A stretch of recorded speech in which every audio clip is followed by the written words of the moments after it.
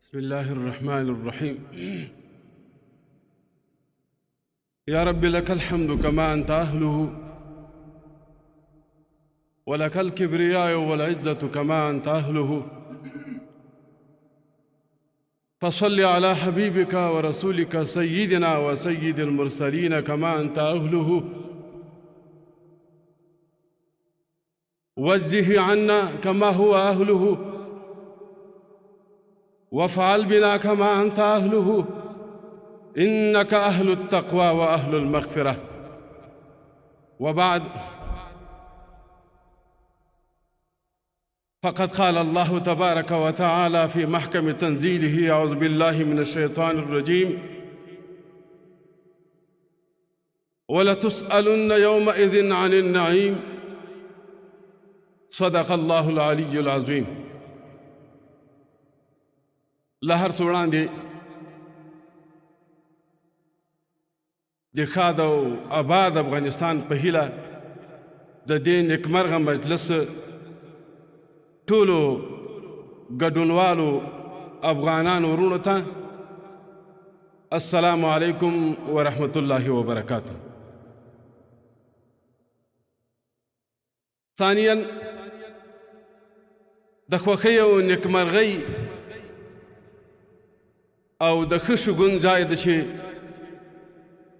هیواد مو له ښکېلاک، بدمرغۍ، وحشتونو، کړاوونو، له چافو زندانونو خلاص او اوس د راتلونکي د آبادۍ او نیکمرغۍ مجلسونه پکې نیول کېږي. له العصر انجمن څخه مننه کومه چې د داسې مجلس ابتکار یې کړی او درنو شاعرانو په 100 کلنه مبارزه کې د اشغال په مقابله کې او د خپل هیواد د خپلواکۍ په لاسته راوړلو کې چې څومره قرباني ورکړې دي، هغه یې هلته د منلو وړ او اوس چې خپل هیوادواله د خپل هیواد د آبادي په تکل باندې هڅوي، له دې څخه یې بیا مننه کوم. په لاره روان وم، د کورنیو چارو وزیر جناب خلیفه صاحب حفظه الله ورعاه راته تلیفون وکړ چې داسې یو ښه مجلس منعقد ده، چون هغه بعضې عذرونه درلوده او ما ته ویل چې که د موږ په نمایندګي باندې د مجلس ته تاسې ورشئ، نو له یو خوا نه په دې خوښ سوم چې د هغه په نمایندګي راځم، او له بلې خوا په دې خوښ سوم چې د خپل هیواد د آبادۍ او سمسورتیا په یو مجلس کې ګډون کوم. عزیزانو، نن له ایمان او اسلام نه وروسته یو ستر انعام چې الله موږ ته راکړی ده، هغه اسلامي نظام ده. اسلامي نظام د عدالت نظام ده. اسلامي نظام د ټولو حقوقو متکفل نظام ده. اسلامي نظام هغه د موږ تاسې د دنیا او د آخرت جوړونکی نظام ده. اسلامي نظام موږ ته فتح او عزت رابخونکی نظام ده. اسلامي نظام د موږ تاسې د تیر د ښو ویاړونو تمثیلونکی نظام ده. نن موږ تاسې ته الله اسلامي نظام راکړ او اسلامي نظام د خپلواکۍ تر چتر لاندې الله راکړ، خو خپلواکي هم مختلف اړخونه لري، خپلواکي هم مختلفې بڼې لري. الحمدلله دا ځل چې افغان ملت ته کومه خپلواکي خدای ورکړې ده، دا د افغان په تیر ټول تاریخ کې ساری نه لري. ولې مخکې بیا موږ یا سیاسي خپلواکي درلوده، فکري مو نه درلوده، یا به مو نظامي خپلواکي درلوده، سیاسي مو نه درلوده. دا ځل الله موږ ته نظامي، سیاسي، فکري، کلتوري او اقتصادي ټول خپلواکي الله را کړي دي. او دا نعمتونه د الله یو ستره شکرانه غواړي. د الله د نعمتونو یو لویه قدرداني غواړي. افغان ملت نن د ښېرازۍ په امتحان کې واقع ده. الله جل وعلا شانه دې موږ وکړي چې موږ په دې امتحان کې هم داسې کامیاب کړي لکه څنګه چې په مخکیني امتحان کې کامیاب کړو. راځو دې ته چې دا مجلس د پانګوالو په خپل هیواد کې د پانګونې او د ملي لویو پروژو څخه د تایید په بڼه جوړ شوی ده. په هکله یې دومره ویلی شم چې هر څوک چې په کوم ځای کې پانګونه کوي نو د هغې لپاره اولنی او اساسي شرط داره چې هغلته به امن وي. مجاهد تاسو ته د خپل سر په قرباني باندې امن راوسته. نن مجاهد شپه او ورځ په زیار او هڅه کې ده، خوب ترې پاتې ده، آرام ترې پاتې ده، کور او کهول ترې پاتې ده. ټولو خواري د هیوادوالو په امنیت کې هغه مصرفوي. څومره سلوته دي هغه ټول د تاسې د راحت دپاره په کار باندې اچوي. هغوی خادمان دي او د خپل ولس خدمت کوي. هغوی پهرداران دي او د خپل ولس د آرام او د هوساینې په سوچ او په هیله کې دي.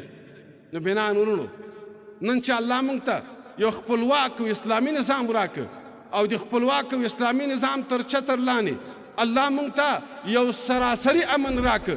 داسې امن چې د افغانستان یوه لویس ځمکه له دغه سوري څخه بیرون نه ده. نو نن له افغانانو سره یوه سیالداري پکار ده. افغان وروره پردی کټ تر نیمې شپې وي. افغان وروره ته چې خپله سرمایه په بل ملک کې مصرفوې نو د تا ګټه که څومره پیسره تا ته رسیږي له هغه نه زیات پیسره هغه بل چا ته رسیږي. نو له تا څخه هم هیله دا ده چې خپله پانګونه که په لږ ګټه کې هم وي خو په خپل هیواد کې یې وکړه. د تا هغه د کور ګټه به هغه د سرو زرو ګټه وي.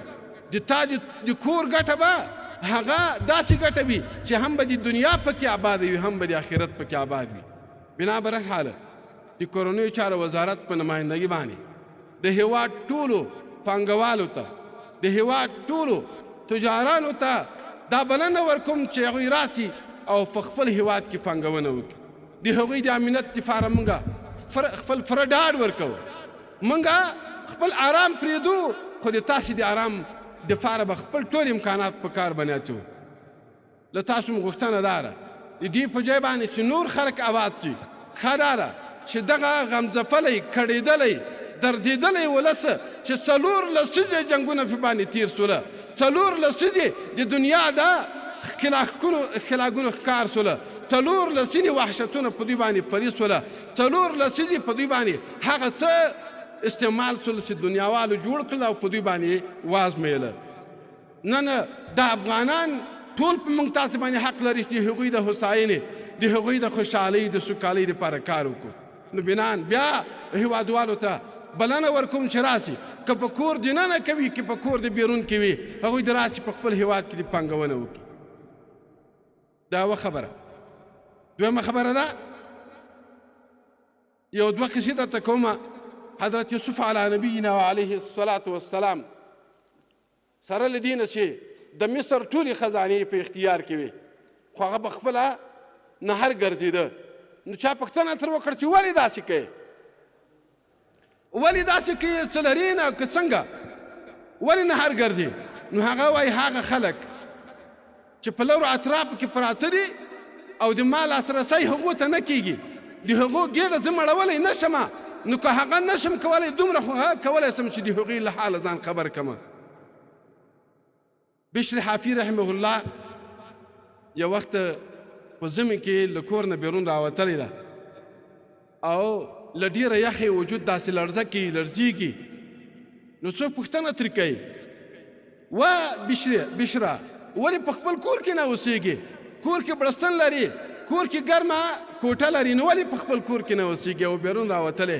او دلته لړزي پسې اخیستی نو هغه ورته وایي هغه خلک چې نه کور لري او نه بړستن لري که هغوی ته کور و بړستن نشم ورکولی نو اقلا د هغوی هغه په حال خو ځان برابرولی شم د هغوی له درد نه خپل ځان دردمن کولی سم بنا زموږ هېوادوال چې په نورو هېوادونو کې هغه له یو ظلم او ستم سره مخ سوله او نن د هجرت شپې د هغوی پای ته رسېږي او زموږ هېواد ته راستنېږي د هېوادوالو لکه څنګه چې خوږو شاعرانو هغوی ته خواږه الهامونه لا ټولو هېوادوالو ته ورکړل لکه څنګه چې هغوی غوښتنه وکړه زه غوښتنه لرم چې د خپلو هېوادوالو ته خوږه غېږه پرانیستئ خپلو هېوادوالو ته خپل ټول امکانات په کار باندې واچوئ خپلو هېوادوالو ته خپلې مینې ور شریکې کړئ خپلو هېوادوالو ته خپله سرمایه ورسره شریکه کړئ خپلو هېوادوالو ته که نور څه نه یې خپله مینه خو ورکړئ